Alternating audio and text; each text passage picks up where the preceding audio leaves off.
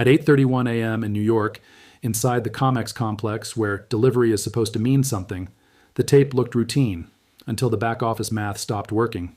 A handful of desks that normally roll contracts forward without drama were suddenly calling the same question up the chain. If too many longs stand for metal at once, do we have enough registered silver to make good without rewriting the meaning of settlement?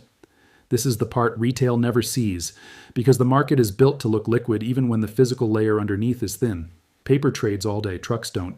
And when the inventory that is actually tagged for delivery gets tight, the system doesn't announce a crisis. It starts negotiating quietly, trade by trade, with a tone that sounds like procedure and feels like triage.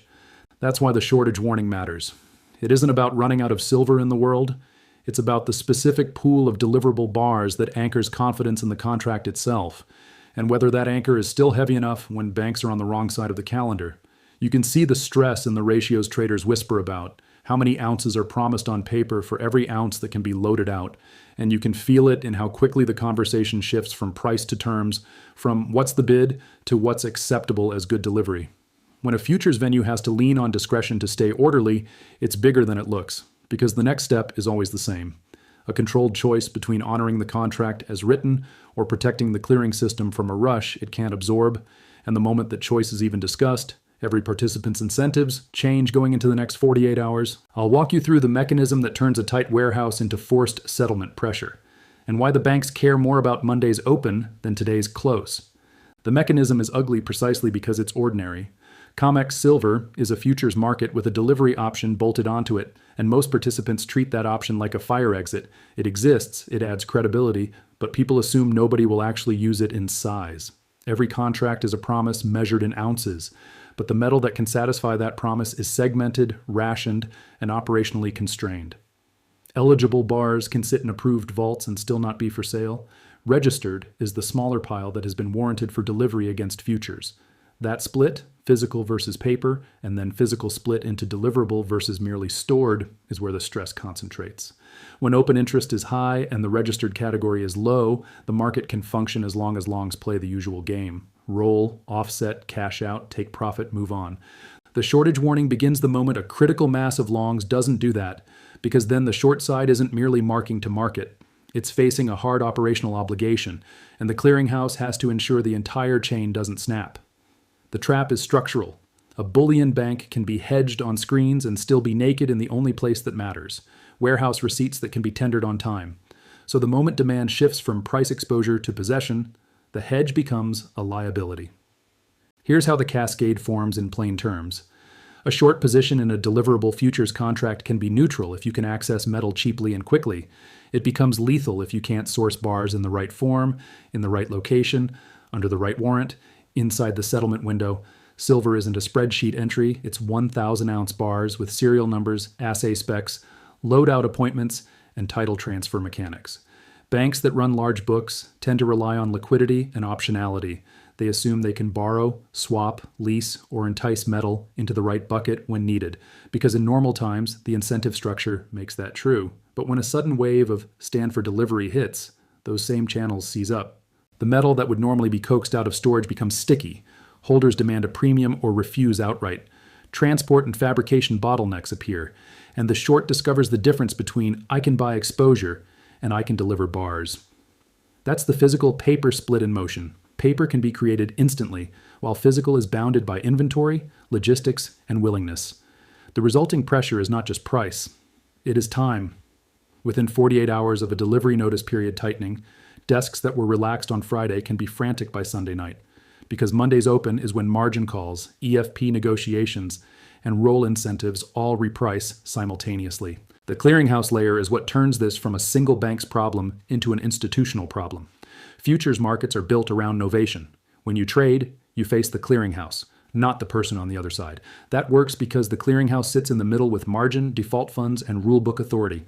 In calm markets, that authority is invisible. In stressed markets, it becomes the market. If multiple members are short and multiple customers are standing, the clearinghouse does not want a headline that says failed delivery. It wants continuity. Continuity can mean one of three things. 1, deliver the metal.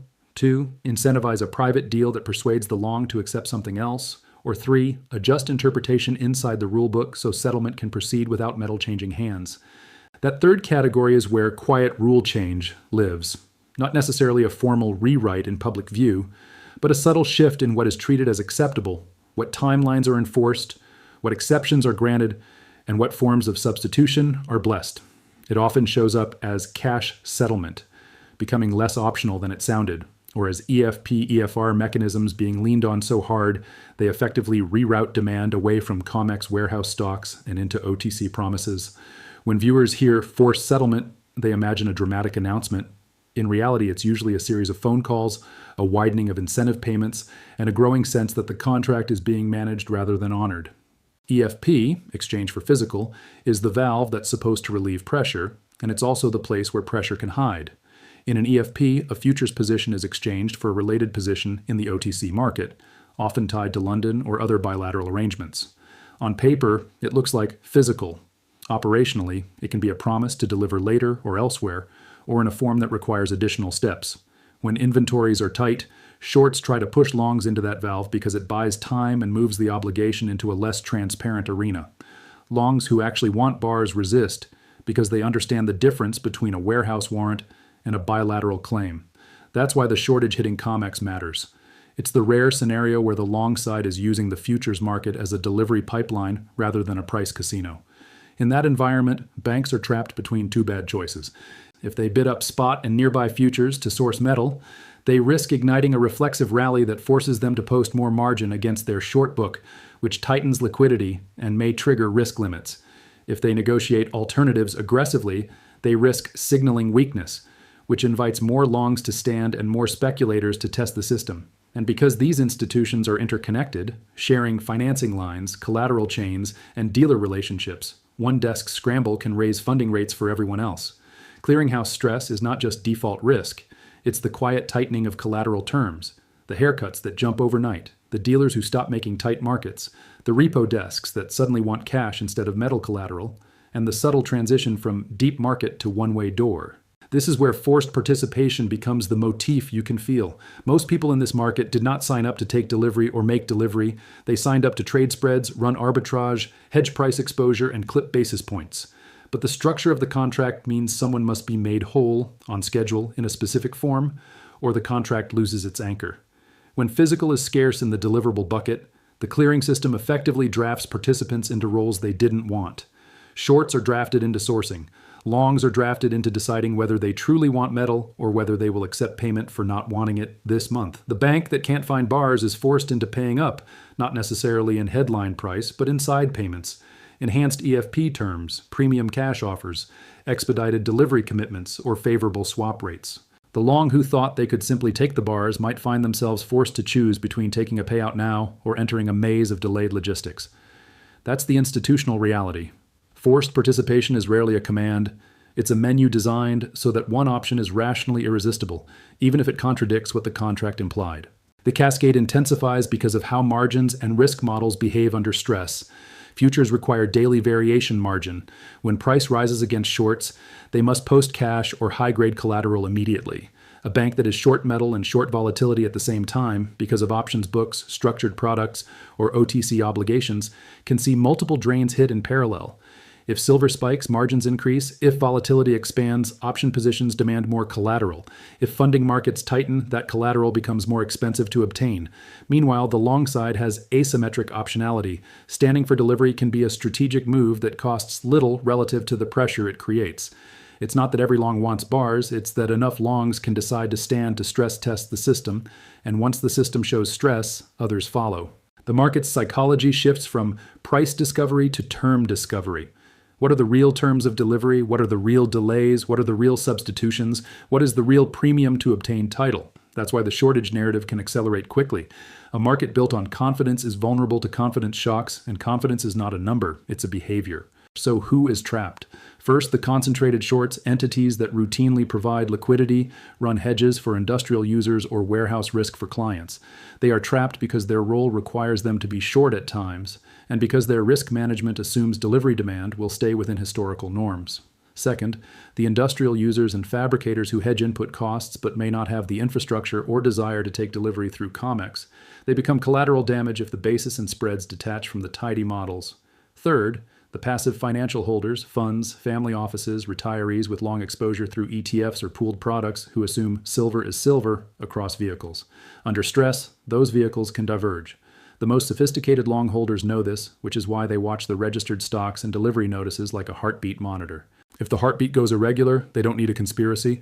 They need only a rational expectation that terms will change at the margin, and the margin is where profits are made and confidence is lost.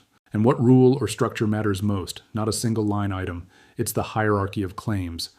In a normal week, paper claims trade as if they are interchangeable with physical because nobody calls the difference. In a stressed week, the hierarchy becomes explicit. Registered warrants at the top, then eligible metal that might be converted, then delayed arrangements, then cash equivalents, then promises. Each step down that ladder comes with a discount or a delay. When you hear banks face forced settlement, what you're really hearing is that the ladder is being climbed rapidly by people who want to be higher on it, and the people who are currently higher on it aren't eager to step aside. That's why the quiet rule change, if it happens, will not be framed as "we changed the ladder."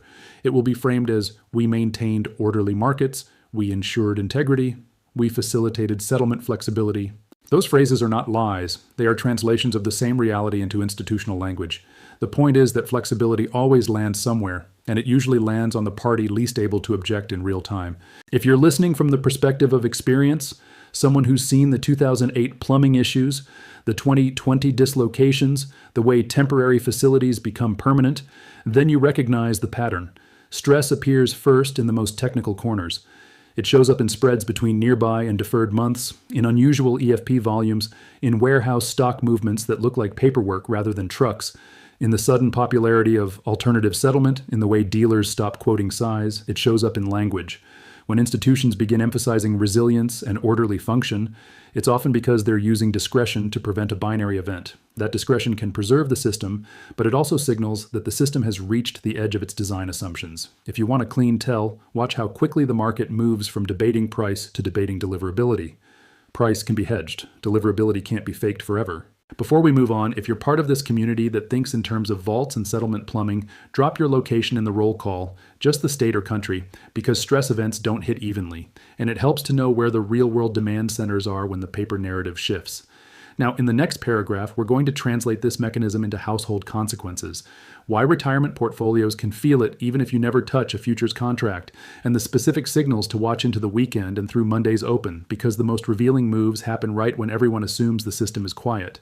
What matters to a household isn't whether a bar leaves a COMEX vault with your name on it, it's whether the price you're being shown still represents a market where claims are honored in the same tier. The minute deliverable supply gets tight, the market begins to price two different silvers: the screen price for exposure and the real-world price for possession. Same metal, different settlement certainty. That split can show up first as harmless distortions, a nearby month that trades unusually firm versus deferred months, lease and borrow rates that stop behaving, and premiums in coins and small bars that don't follow the headline chart. If you're retired or near it, the risk isn't that your portfolio explodes overnight, it's that liquidity assumptions change quietly. When institutions can't source metal on schedule, they can serve balance sheet, widen spreads, and ration credit, which spills into everything that relies on tight collateral plumbing: broker margin terms, funding costs, even the willingness of dealers to warehouse inventory for clients who want immediate delivery. In that environment, silver doesn't have to rally for you to feel the impact. The system can tighten first, and price follows later because the pressure is about time and terms, not opinion. So what should you watch next? Practically, without noise. Watch the tell signals that only show up when a venue is protecting its clearing function. First, pay attention to whether the market tries to buy time into the weekend. Does the tone shift toward cash equivalent is fine? Do you see more talk of EFP as a solution rather than a tool? Do spreads start acting like a warning light instead of a normal curve? Second, watch for a change in the character of flow at the open. If Monday begins with heavy volume and oddly restrained price movement, that can be a sign that the market is clearing obligations through negotiated channels rather than repricing in public. Third, keep an eye on any sudden warehouse category movements that look like paperwork conversion rather than fresh inflow. Metal moving from eligible to registered can temporarily soothe the optics, but it also reveals the system needed to reclassify supply to meet demand. Fourth, listen for the language institutions use when they want flexibility without announcing it. When you hear phrases that emphasize orderly settlement or market integrity, treat it like a weather report from inside the building, not a marketing slogan, and anchor your timeline. The next 48 hours are where incentives are engineered, but the real reveal is the first full session after the weekend, when risk desks reopen, credit lines are rechecked, and anyone who thought they could wait discovers whether they can still choose. Here's the choice point for an experienced viewer. You don't need to predict a dramatic default to act intelligently. You need to recognize when the rules of participation are being enforced differently. If physical premiums stay elevated while futures remain calm, that's not retail panic. It's a message that the market is trying to keep the screen orderly while the real demand is being rationed elsewhere. If spreads invert and then get fixed abruptly, that can be the footprint of stress management, not a spontaneous return to normal. If you see silver price spike sharply and then stall while volatility stays high, that often signals balance sheet constraint, participants paying up to survive the settlement window, then stepping back to avoid triggering the next wave of margin pressure. And if you see a sudden push to move settlement off the exchange and into bilateral arrangements, that's the physical versus paper split becoming policy in real time. Your job is simple. Don't watch the headlines, watch the thresholds. How the nearby month behaves into Monday, how quickly incentives change, and whether the market is rewarding possession more than exposure. Because the next step, if this shortage is as real as it looks, won't be a loud announcement. It'll be one quiet accommodation too many. And when the desks realize it can't be walked back, the price won't be the first thing that moves.